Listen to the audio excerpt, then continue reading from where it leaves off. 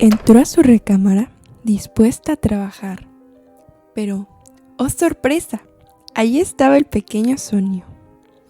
El pequeño Sonio se llamaba Roberto, pero Camila le decía así porque era igual a su mamá, solo que peor.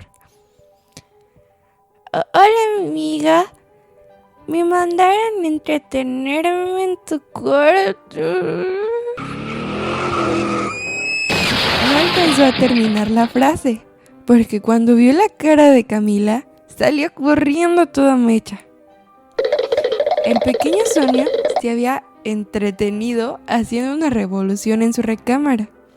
Había lápices y plumones regados por todas partes, fotos, broches para el pelo, sus folletos de viaje a Timbuktu, libros de estampas, y cuando recogió el primero, se encontró al Duende Verde. El Duende Verde es un duende verde de verdad, que vive junto con sus hermanos amarillo, rojo, azul y púrpura, en la casa de muñecas de Camila. La historia de cómo se conocieron y se hicieron amigas es muy larga, y es otra historia. En esta ocasión, Verde dijo: El servicio meteorológico no anunció este huracán. Deberías prohibirle la entrada. Camila ni contestó.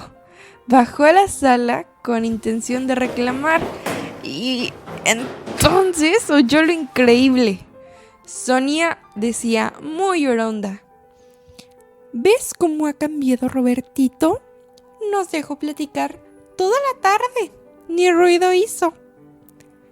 La mamá de Camila adivinó lo que había pasado desde que la vio llegar. Le dio su bolsa a Sonia y la apresuró hacia la salida.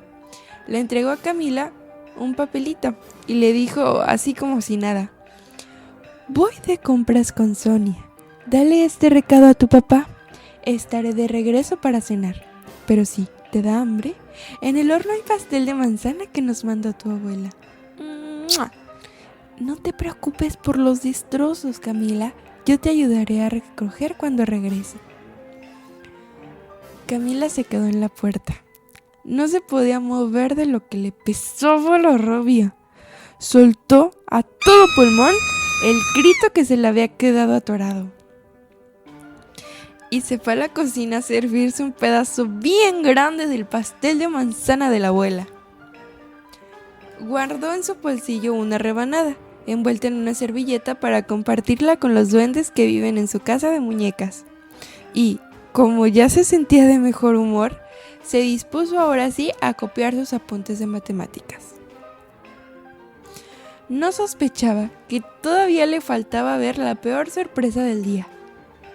Allí tirados, en un desorden espantoso, estaban sus cuadernos llenos de rayones, que eran la firma inconfundible del pequeño Sonio. Ella creyó que esa era la peor sorpresa, pero no, aún le faltaba lo peor de lo peor. Asomando la puntita debajo de la cama, estaba el cuaderno de Silvina, con 3 hojas rotas y arrugadas, lleno de rayones amarillos y rojos, con la pasta desprendida. Eran las 6:30 de la tarde y Camila se dio cuenta de que de veras ese día se había levantado con el pie izquierdo.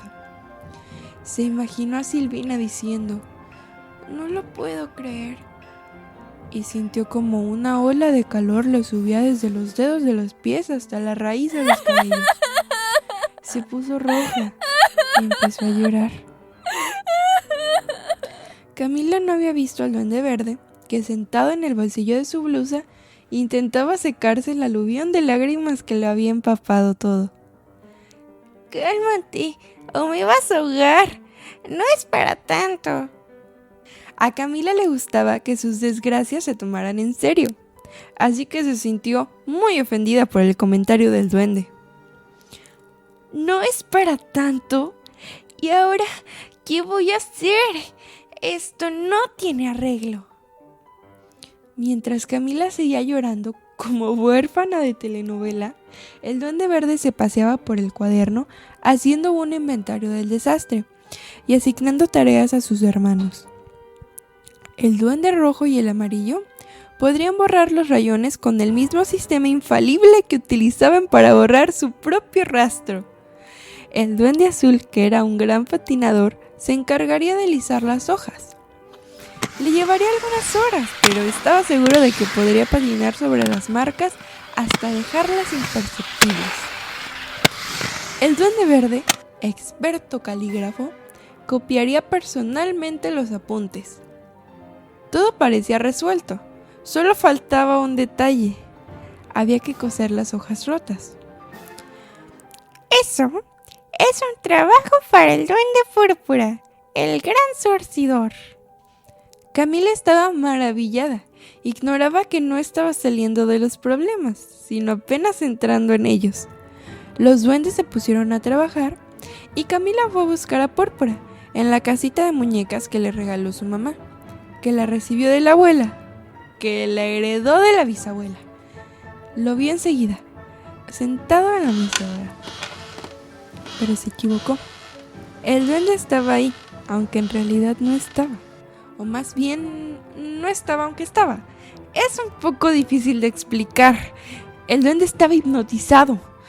Camila lo podía ver meciéndose tranquilamente, pero no contestaba, porque ahí solo estaba el cuerpo. El verdadero duende estaba en otro lado. Se había ido. Verde la sacó de su estupor. Si queremos que surce el cuaderno, y eso es indispensable, tendrás que ir por él. Pero, ¿a dónde van los que están idos? Cuando alguien no está aquí, es que debe andar perdido. Tienes que seguir sus huellas y luego...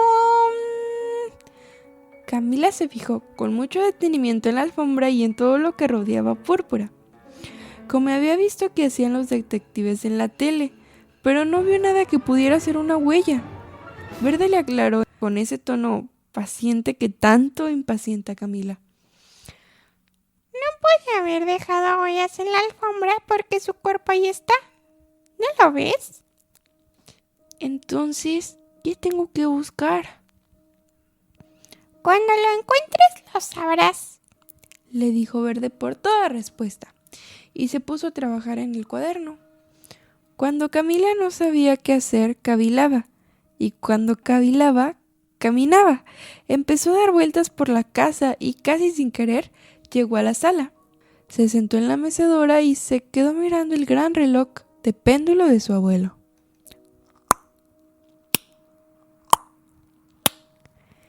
Era un sonido mágico que servía para todo. Para calmarse cuando estaba enojada, para esperar cuando estaba impaciente, para dormir cuando estaba cansada. Ahora le sirvió para pensar en Púrpura. Púrpura estaba en la sala de la casa de muñecas, sentado en una mecedora azul, como Camila, y también como Camila, miraba fijamente el gran reloj de péndulo.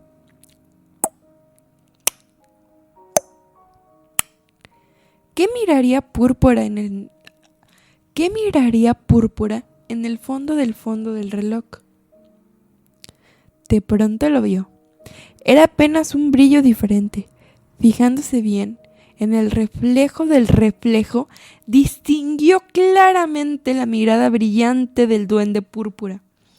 En el momento preciso en que vio su mirada, se quedó atrapado en ella.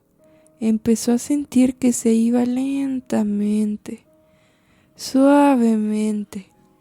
En ese instante, Camila sintió una mezcla de inquietud, curiosidad y miedo. El miedo le impedía moverse y la curiosidad la arrastraba hacia el fondo del reloj. Se empezó a quedar ida y nadie, ni siquiera ella misma, lo hubiera podido impedir.